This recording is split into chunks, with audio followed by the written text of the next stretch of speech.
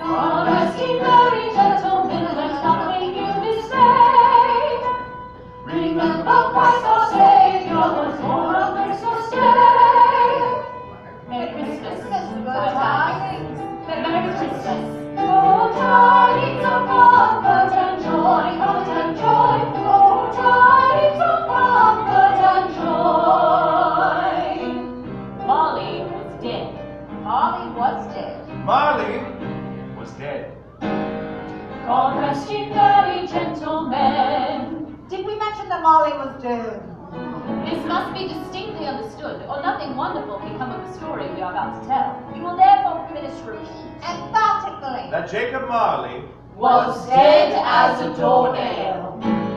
God rest ye merry gentlemen, let nothing you dismay. Scrooge and Marley were partners for many years. Even after his death, Scrooge never painted out old Marley's name. There it stood, year after year, above the warehouse door. The firm was known as Scrooge and Marley. Sometimes people new to the business called Scrooge, and sometimes they called Scrooge Marley. It was all the same to him. God rest ye merry gentlemen, let nothing you dismay. Remember Christ our Savior was born on Christmas Day. Scrooge was a tight-fisted, squeezing, grasping, scraping, clutching, covetous old sinner.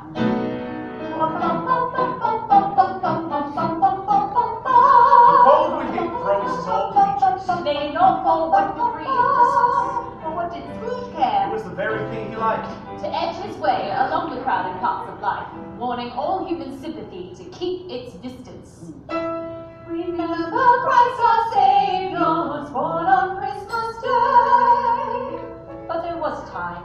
Of all the days of the year on Christmas Eve, old Scrooge sat busy in his counting house. The weather was cold and bleak and biting. The city crops had just struck 3. But it was quite dark. It had not been light all day.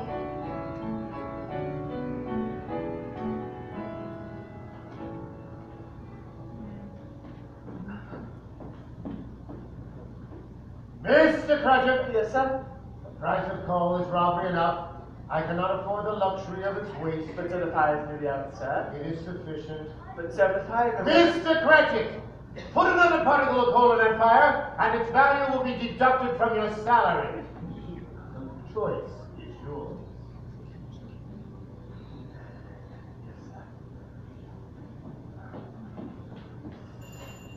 God save you, Uncle. Merry Christmas.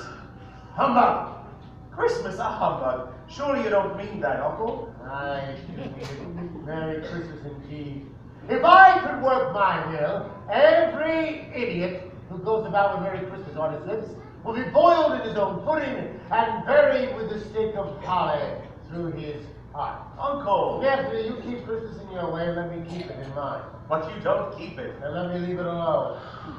What good has Christmas ever done you? Well, I've always thought of Christmas as a very pleasant time. A kind, forgiving, and charitable time. It's the only season I know where men and women open up their hearts freely. We have more kind words to say to one another on that day than on any other day of the year.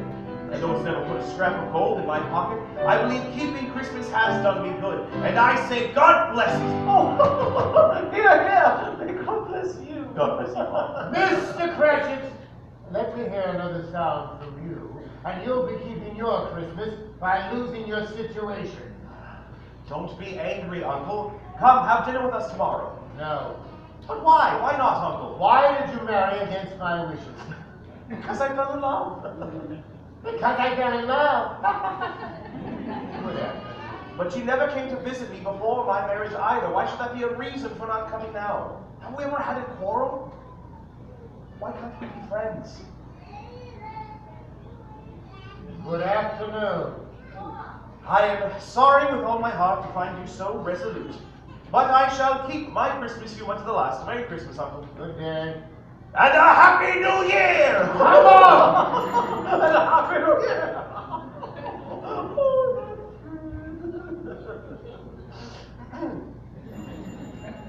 Scrooge and Marley's, I believe. Have we the pleasure of addressing Mr. Scrooge or Mr. Marley? Oh, Mr. Marley is dead now. Oh. He died 7 years ago. Miss Letty Take. That is Mr. Scrooge. Oh, well, I'm sure that Mr. Marley's generosity is well represented by his surviving partner. Mr. Scrooge, at this festive season of the year, it is proper that we have more fortunate means. Try to make some provisions for the poor and the destitute. Are there no prisons?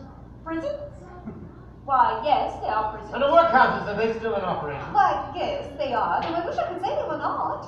Good. I'm relieved to hear it. I was afraid from what you said at first that something had occurred to stop them in their useful course. But sir, those institutions scarcely furnish sufficient care for the impoverished. Therefore, a few of us are endeavoring to raise a fund to provide the poor with some humble means of comfort. How much should I put you down for? Nothing. Oh, you wish to remain anonymous? I wish to be left alone. I myself cannot make Merry Christmas, and I cannot afford to make idle people merry. I tax support the institutions I just mentioned. They cost enough. Those who are badly off must go there. But many can't go there. And many would rather die. If they be like to die, they had better do it and decrease the surplus population. But, sir- Good afternoon. Good afternoon, Mr. Scrooge. And Merry Christmas. Bah! Merry Christmas! You kind souls. Merry Christmas. Humbug! God forgive me, you are the most odious individual that I have ever met. You do not deserve a Merry Christmas. I hope you get hold of you and duck it.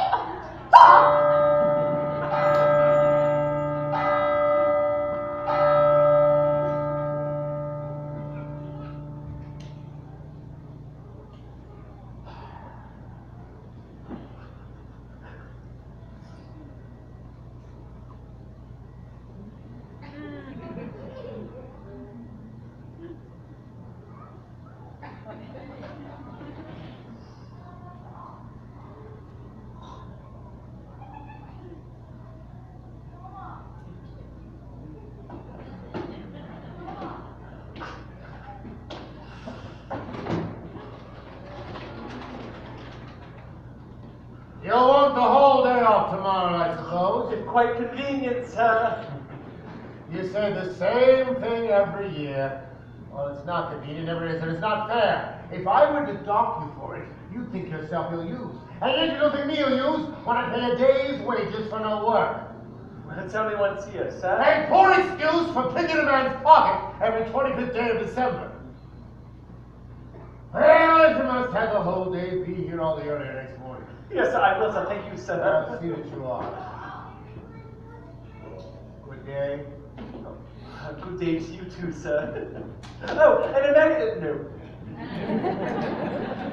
Oh, a miserable clerk and his salary to wife and family to support, talking about a Merry Christmas. Ha! How retired in Bedlam I was. Get away from that door, you nasty little brat! Be gone, you jewel of the languid! Humbug! Who's back there? What are you doing, Mr. Bishop? Back there? Come on! Come on! Take a moment! Stop ringing that bell! The dog is cold! Get out of here, you little bastard! Get off the show! Come on! Look down! Humbug! Humbug! It's all about a humbug!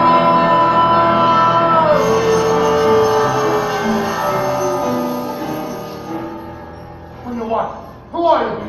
Elijah, I was your partner, Jacob Marley.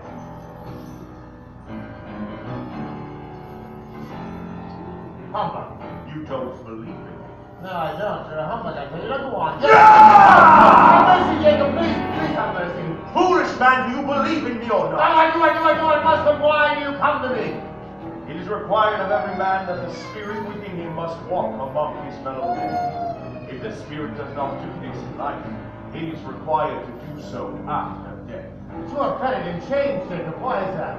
I bear the chains I forged in life. I made them, link by link and yard by yard of my own free will. The coil of chains you will bear was as long and heavy as this 7 Christmas Eves ago, and you have labored on it ever Oh, since. please, Jacob, I'm sorry. Speak some comfort to me. I have none to give. No idle apology can make up for life's opportunities misused. But you were always a good man of business, Jacob. Business! Mankind was my business. Charity and mercy were my business. Oh, hear me. Hear me, Ebenezer. You have but a chance and a hope to escape the fate I now dread. It is a chance and a hope that I now bring to you. Thank you, Jacob. You are always been a good friend to me. Just what is it you intend to do? Tonight, you will be haunted. Haunted. Did you say haunted, Jacob? I did. I think I'd rather. You will be haunted by 3 spirits. The first of which will come when the clock tolls 1. Couldn't I take all 3 at once and just get it over with? Look to it! Look to it, or you cannot hope to escape my piteous fate! My time is nearly gone. Remember me, Ebenezer, and remember what has passed between us. I will, Jacob! I will! Jacob! Jacob? Humbug! It was just a dream. A bad dream. Nonsense. Hey, oh. Are you a spirit? I am. The first of the spirits whose coming was foretold to me. Yes, I am the ghost of Christmas past. What business brings you here? Your welfare. Well, I'm very much obliged to you, but I can't help thinking a little rest might be more conducive to my well-being. Turn and look upon me. Come, you must follow. But you are a spirit and I am mortal. How can I follow you? Bear but touch my hand, and you will be able.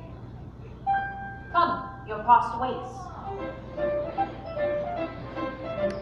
Good heavens! This is the place where I was born! I was a boy here! Oh, these are the happiest times of my life. Isn't it strange? What? That you have forgotten? Look there. Why is little Toby back? And he's just as he was. Did he see me? Yes. Hey ho, Toby! No, hop over here! Oh, yeah, what's that? Oh, here. Merry Christmas! Merry Christmas! Toby. What is it? Nothing. Nothing really. There was a child carried outside my door. I wish I'd given him something. Come, let us visit another Christmas Eve long ago. Why, it's my old school. Yes? Do you remember? Yes, I do. It is the Christmas holiday, but the school is not quite deserted. A solitary boy, rejected by his father and neglected by his friends, is left alone. Yes, I know him. He is myself. Is it Kenny? Yes, it is the past. She will see you as you were. Ebenezer! Going fast. Oh, dear brother, I've come to bring you home. Home? Yes, home for good, home forever and ever. But Father is so much kinder than he used to be. He spoke so gently to me one dear night that I was not afraid to ask him once more if you might come home. And he said, yes, you should. Today he sent me in a carriage to bring you, and you are never to come back here ever again. God bless you, friend. God bless you. We'll be together all Christmas long and have the merriest time in the whole world. Oh, fair. I'll see that your things are taken to the coach. Hurry along now. Ebenezer, I've missed you so much. Oh, come along. We mustn't keep Father waiting. No. Always a delicate creature, but she had a large heart. Yes. Yes, she had. She died a young woman, and had children, I believe, your nephew. She died giving him birth. As your mother died giving you birth, for which your father never forgave you. Music. Is it familiar? Do you know this place? Know it? Well, I was apprenticed here. Why, look, it's old Fezziwig. Bless his heart, Fezziwig alive again. And there's Mrs. Fezziwig. Oh, how they could dance. They were a match for anyone. Why, every Christmas Eve we close up the shop and old Fezziwig will give us all a wonderful party. There was food, punch, music, dancing. Oh, it was glorious, simply glorious. If that's so great a thing to do, it seems a rather small consideration. Oh? Is it not? He spent but a few pounds, 3 or 4 at most. Is that so much that he deserves your praise? Yes, that spirit is not why the happiness he gave us was as great as if it had cost him a fortune. Oh. Well? Nothing in particular. I should like to say a word to my clever Bob Cratchit right now, that's all. Patience. Your journey continues. No, Spirit, please, I don't wish to see this. You must. Do you remember? Yes. Her name was Belle. You were engaged to be married. Yes.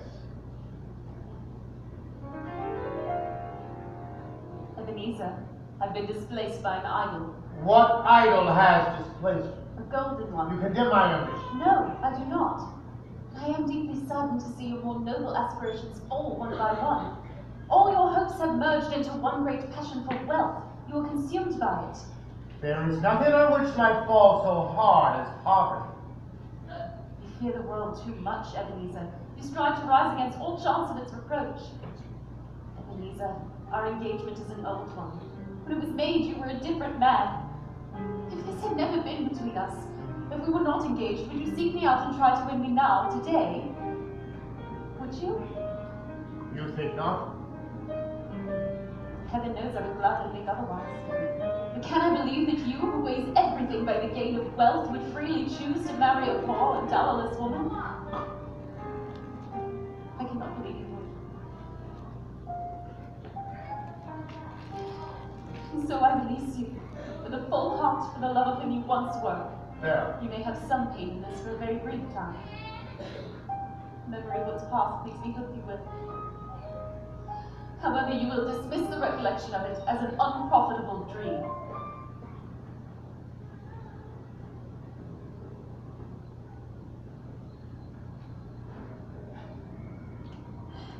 May you be happy in the life that you have chosen.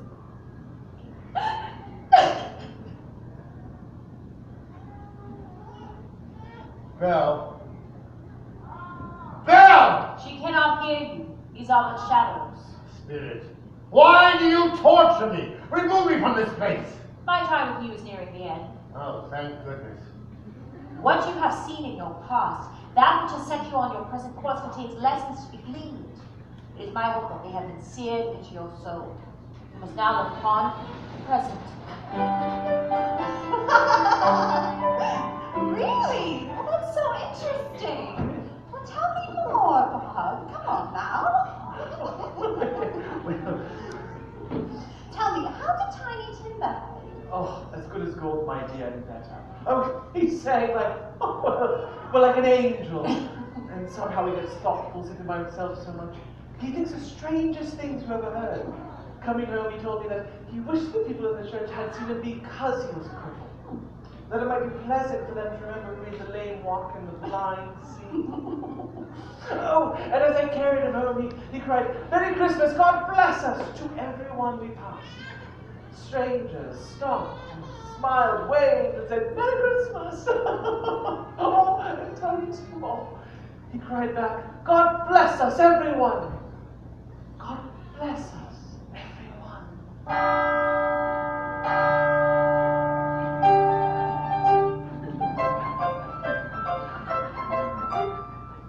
Oh no, not another one.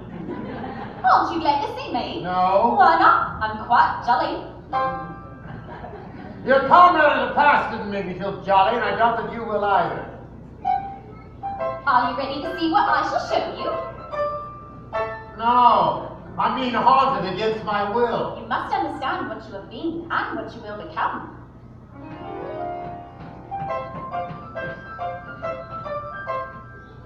May God bless Tiny Tim. He's growing strong and hearty, don't you think, my dear? You will see many Christmases yet, I am sure. Oh, and Mr. Scrooge gave me the whole day off with pay. Mr. Scrooge, I wish I had him here. I'd give him a piece of my mind. Please, my dear, you It's Christmas. Christmas or not, he's a stingy, unfeeling old man. No one knows that better than you do, Mom. My dear. Christmas. Very well. He'll be merry and very happy, I have no doubt. Now, come, let's see to the children and for that punch. Spirit, tell me, will Tiny Tim live? I see a vacant seat by the hearth, and a little crutch carefully preserved. No. If these shadows remain unaltered by the future, the child will die. No, Spirit, please. Say that he will be spared. If he be like to die, then he had better do it and decrease the surplus population. You must now behold the shadows of time to come.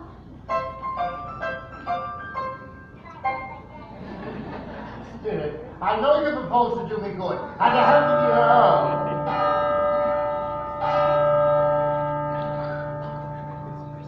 Who are you?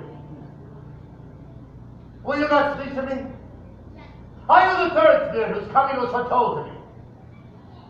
Spirit, I know you propose to do me good and to help me to become a better man. But really, I must...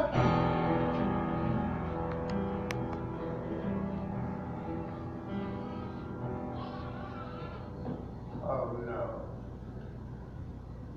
It is much past Mr. Patch's time. He walks a little slower these last few days. I have known him to walk very fast indeed, with Tiny Tim on his shoulder. But he was very light to carry, and his father loved him so. He was no trouble, no trouble. I'm sorry I'm late, my dear. I couldn't help myself. You went then to the cemetery. Yes, my dear, I did. But it would do you good to see it. It is a lovely place. But you will see it often. I promised him we'd walk there every Sunday. And he said that he'd be very happy that we should fight and not to be grieved. My boy. My poor little boy. Bob? Bob? Spirit, answer me this question. Are these the shadows of things that will be, or the shadows of things that might be? Spirit, answer me, please. Are these the shadows of things that will be or might be? The courser's men choose foreshadow certain ends. But if the courses are departed from, the end will change. Spirit, can you show me in the shadows of the time to come what is to become of me? A cemetery? Look there. He died alone. Ebenezer Scrooge. Please, not that. Ebenezer Scrooge. No, please, no, no. Ebenezer Oh, please, I'm not the man I was. I'm a changed man. Tell me I may smudge away the writing on this stone. Assure me that it may change the shadows of the time to come by an altered life. I will honor Christmas in my heart and try to keep it all a year long. Oh, please, Spirit, please, forgive me. Forgive me. Forgive me.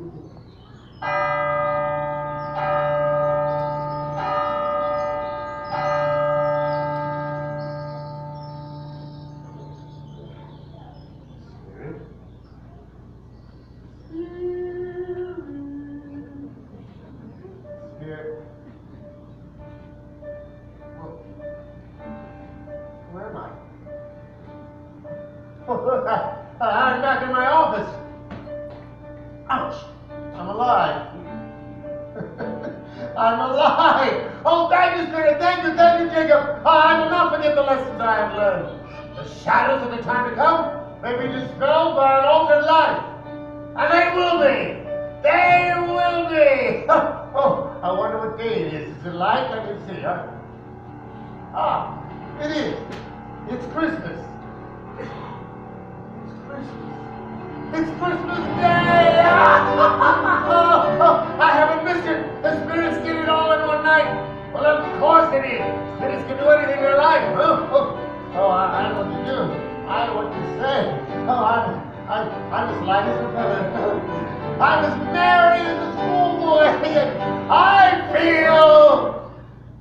like a baby. There's so much to do, so much to do. I wait for this. First of all, well, yeah! I don't deserve to be so happy. But I can't help it. I can't help it. And Scrooge was changed. That very morning he went out and bought the prize turkey. Not the little prize turkey, but the big one. And had it sent to Bob Cratchit and his family under the condition that no one knew who sent it. Then, dressed in his best, he went out into the streets. Huh. Merry Merry Christmas. Christmas. Good morning to you, madam. Mr. Scrooge? Yes, I feel my name may not be pleasant to you. Allow me to ask your pardon. Well, if you would have the goodness to accept this, please. There you go. Bless me. Mr. Scrooge, are you quite certain? Oh, yes, another falling mess. You see, that includes quite many back payments, I assure you. I don't know what to say to such generosity. Please don't say anything at all. You will come to see me next holiday, won't you? I will. I certainly will. Oh, well, I'm very much obliged to you. Thank you so much. Oh, madam, if I may, just one more thing. I should like to wish you a very Merry Christmas. And that also includes quite a many bad payments. It's not how many you have missed. It's how many you have left to give. Merry Christmas, Mr. Scrooge. Merry Christmas. Merry Christmas. Merry Christmas! That very day, that very wonderful Christmas day, Scrooge went to church, walked about the streets, watched people hurrying to and fro, patted children on the head, and found that everything could yield him pleasure. He had never dreamed that any walk, that anything could give him so much happiness. Mr. Scrooge capped the night off with figgy pudding at my place with me and the missus. Then, the very next morning, he went directly to his office. He wanted to get there first to catch Bob Cratchit coming in late. It was the very thing he had his heart set upon. The clock struck 9, No Bob. a quarter past. Still no Bob. He was a full 18 minutes behind.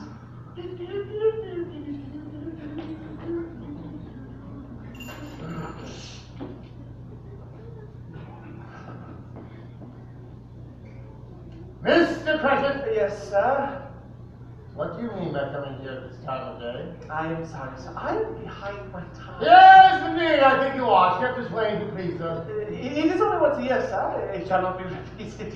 You see, we were making rather merry. That is quite enough, Mr. Cratchit. Yes, sir. Now, I'm not going to stand for this sort of thing any longer. And therefore, I'm about to raise your salary. Please, I do not.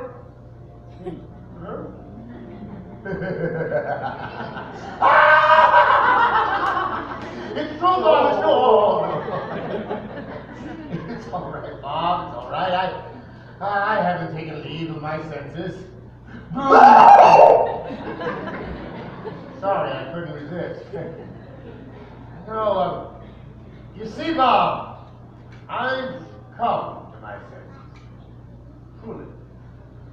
Merry Christmas, Bob. A Merry Christmas, my very good fellow, and I give you for many a long year. Now I shall raise your salary, and I shall endeavor to assist you and your struggling family from now on. Now, we'll discuss your affairs this very afternoon over a hot bowl of Christmas punch. Oh, but here's what I want you to do first. I want you to build up a fire, and I mean a fire to warm the bones. And I want you to go out and buy another scuttle of coal before you dot one eye, Bob Cratchit. You do that. And Mr. Scrooge was better than his word. He did it all and infinitely more. And to Tiny Tim, who did not die, he was like a second father. He became as good a friend, as good a master, and as good a man as this good old world has ever known. And it was always said of him that he knew how to keep Christmas well every day of the year. May that be said of us, all of us, especially during this truly joyous season. And as Tiny Tim observed, God bless us. God bless us, everyone. Joy to the world.